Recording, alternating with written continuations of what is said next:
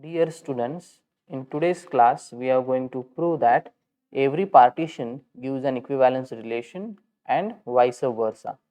The meaning is every partition on a set S, every equivalence relation on a set S gives a partition of a set S, and conversely every partition of a set S gives an equivalence relation on a set S. So, without any delay, let us begin. So, first of all, I will say let R be an equivalence relation on set S.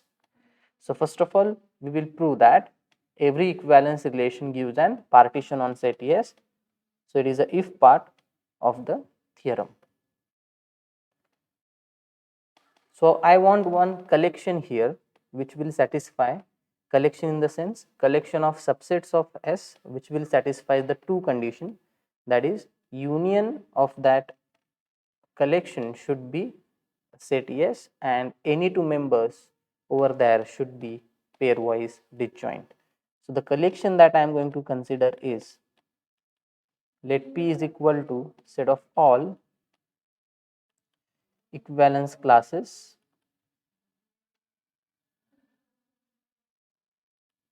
with respect to R.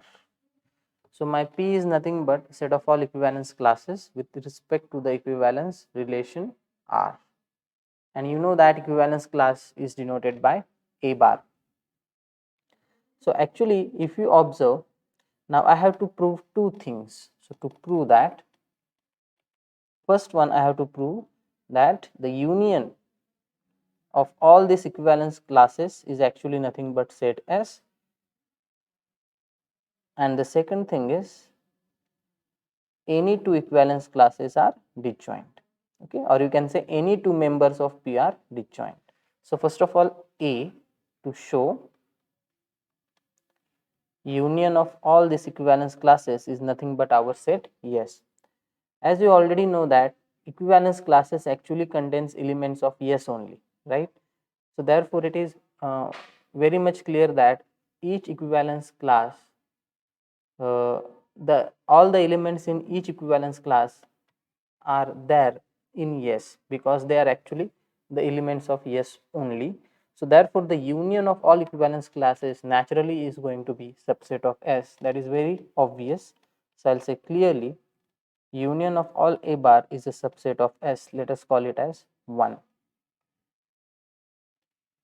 And we also know that if we take any element of S, it is actually going to be present in some equivalence class.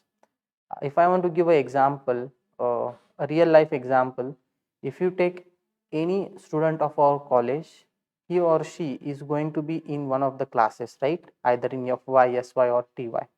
No, I'll say we know any element of S lie in some equivalence class or belong to, you can say, belong to some equivalence class. Therefore, S is a subset of union of A bar, you can call it as 2, and therefore, S is equal to union of all equivalence classes. Thus, the A part is proved. Now, we will move towards B part, that is proving any two members of P are disjoint. Now, we already know that any two equivalence classes are either identical or disjoint. But in our case, as we know, we do not repeat elements in a set. So, all these equivalence classes in our set P are distinct only. So, therefore, I will write we know any two equivalence classes are either identical or disjoint. Any two members of P are disjoint, and therefore, P is a partition on set S.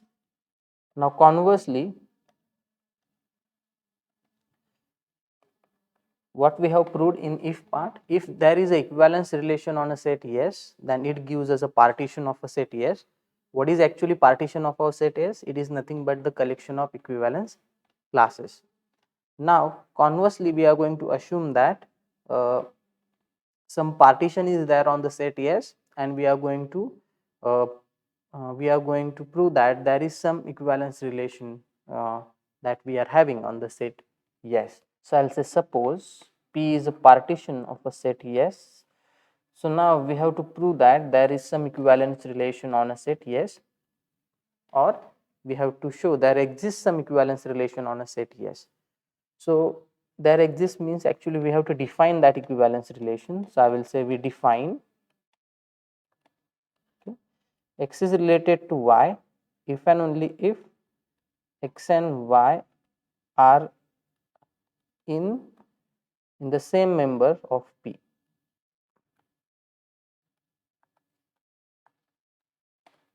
What is the meaning of this? You know that P is actually collection of what? Subsets of yes. Okay. So these are all subsets of yes. So how I am relating two elements to each other? X is related to y if and only if x and y are in the same member of P. Let us try to understand it with the help of an example.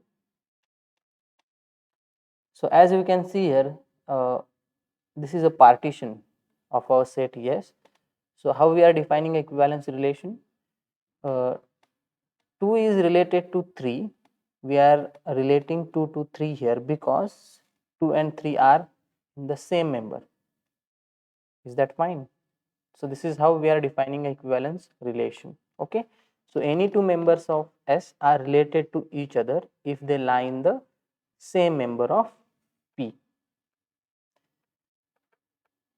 So one can easily show that it is an equivalence relation, and that task I leave it to you.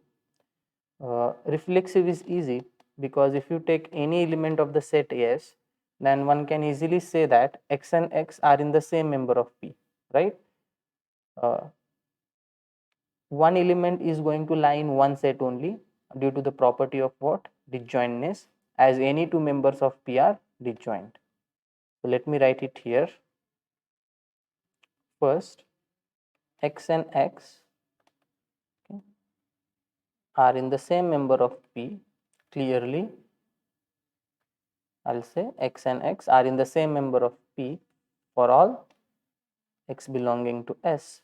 Therefore, x is related to x for all x belonging to S, and therefore R is reflexive. So how to prove symmetric property?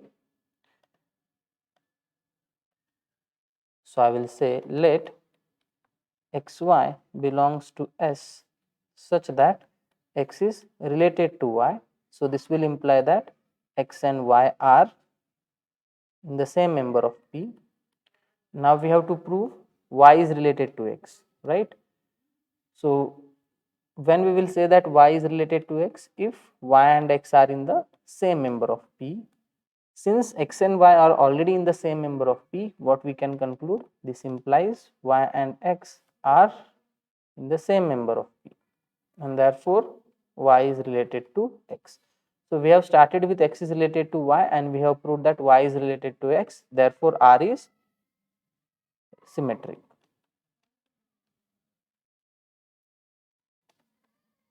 Okay, over here we have proved that R is reflexive. You can give some numbers, maybe star and double star.